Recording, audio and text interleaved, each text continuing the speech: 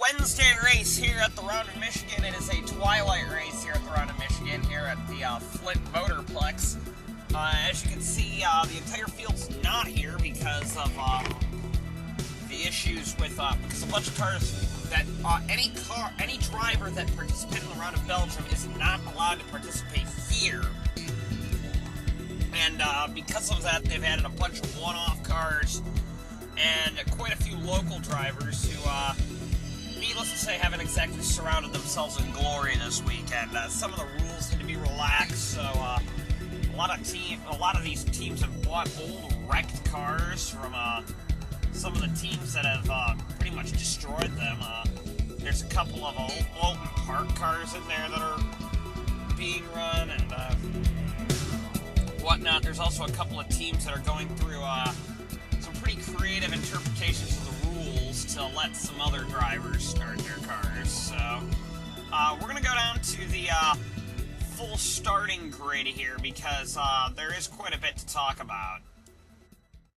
On the outside of the front row, we have Jacob Hart here at the Flint Speed Drum. As you can see, it is a twilight race. And on the outside, we have a very interesting one. Technically, Kyle Bichelia didn't start the Round of Belgium, so he is here in one of Kenny Myatt's backup cars from Ohio. A very clever interpretation of the rules for Petronas to get one of their cars on the grid. So Kyle Bichelia is in the 9 car. On the inside of row number 2, you have Nick Percules. He'll be a threat today. And on the outside, you got Madeline Myatt. Porsche is letting her run. Apparently, BFM is interested in getting her. She'll be driving for BFM next year. On the inside of the 3rd row, we have Chris Washer, who is a Michigan native. And on the outside, you've got Joki Lethinen in the Cathnex. Another instance here where Cathnex wants to get Lethinen in one of their cars. He's driving one of Arndt's backup cars from Ohio. 2 DNC cars fill out row 4 with Charles Samper and Kyle Collins. This could be a big day for Samper to regain the points lead. Then you got Tyler Thaber and Ryan Griffin. Minervini's here this weekend with Anton Polyakov, and on the outside you got Roman Rahal. Then you've got William Brock and Zolt Dormitory on the next row back. Scott Roush and Eddie Shimpadkar are on the next row up, and then it's Noah Hart and Jacob Eichholz, and then in the back you've got Jay Stella, and then you've got 3 cars who have been almost 3 seconds off the pace, being Ken Stang Jr., Alex Barron, and Big Bob Pistachio, and the only car not to qualify for this race is FJ Geifen.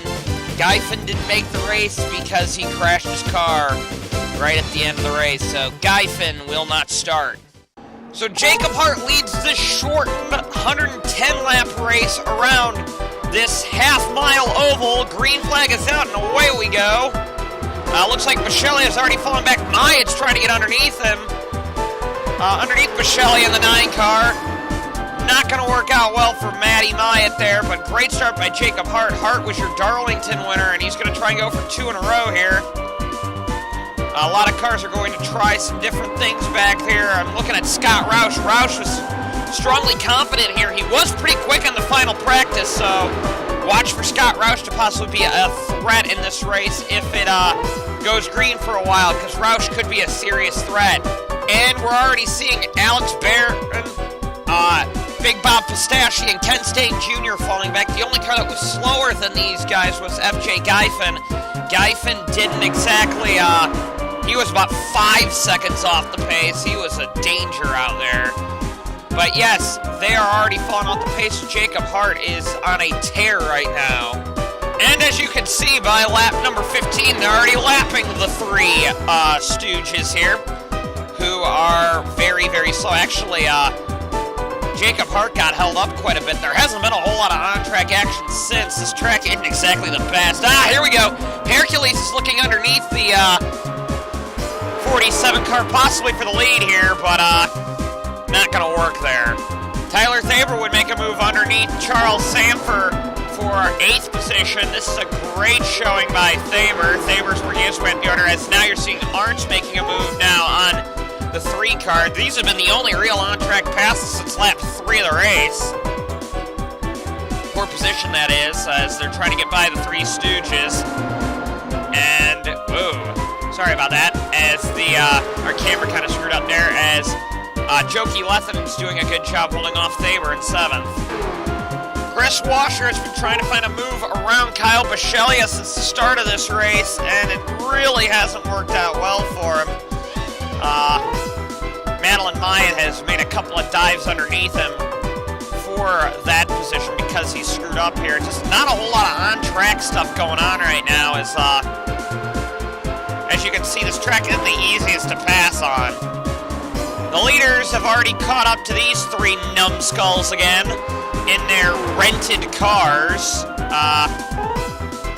Here comes... Whoa, that's a bit crazy there. And this is going to give Jacob Hart a pretty big lead here as Pericles is having a tough time getting by him. And now Bisceglia is going to do the same. Our Michigan native Chris Washer will be the first casualty of the race on lap 42 of 110 by grenading the motors, so not going to be too happy for the fans there. One of their hometown heroes, well, maybe not. They're looking like they're going to try and fix it. I thought I saw smoke coming out of that car, but maybe not. However, Tyler Thaber would break down and a couple of cars would actually slide in there. That would be the 21 and the 60 would slide in there, and along with Anton Polyakov would actually hit him trying to avoid... Oh, Roman Rahal also has an issue there. Or, I'm sorry, that's William Brock, sorry. So we missed a pretty big stack up. It actually was just the 74 breaking down. So it wasn't anything too scary. It was just a bunch of cars just drove into the back of him.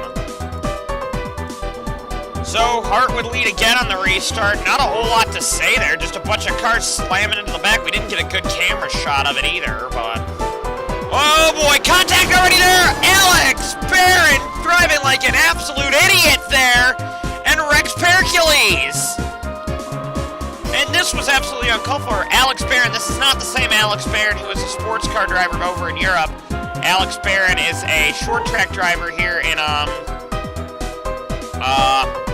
here in the Great Lakes region, and that was just uncalled for. Yep, none of these cars got a great start there, and Barron's just slides up the track, not realizing here, and then just keeps going. Car high apparently isn't a thing for these idiots. Jacob Hart and Lethen would be the only, and Collins for that matter, would be the only cars that stay out. Bisceglia, Myatt, and Noah Hart all came in for tires, so this should be interesting. They don't have a lot of tire wear on them, but oh, Stang got a bad start there. Jacob Hart's going to take off like a bottle rocket there. Ooh, nice start there by Polyakov. Back there as they're 3 wide. I wouldn't necessarily be doing that if I were a couple of these cars, but these people are idiots, so... Oh, problems for Polyakov, that's not good. Well, that car is pretty much through a battle zone anyway after hitting the rear end there of that Thaber car, which Thaber's still out there, to be honest with you. After rolling the car, Nick Pericles is still in this race, which is surprising in itself and is fast. So Nick Pericles is going to be a serious thing here. However, Jacob Eichholz would fall out of the race here as, well, he had some ignition issues with that car. As would Roman Rahal. So Rahal has a couple of issues with his cars. Well, I'm sorry, Stella, not Rahal. Jay Stella would grenade the motor, so not Rahal, I'm sorry. I was wrong, Rahal did in fact go out of the race as well, so Rahal's had some issues as well. Kyle Collins tried to get underneath, Lethen in there, but he had to back way out of the throttle there. Thaber's a lap down. Noah Hart's in 4th.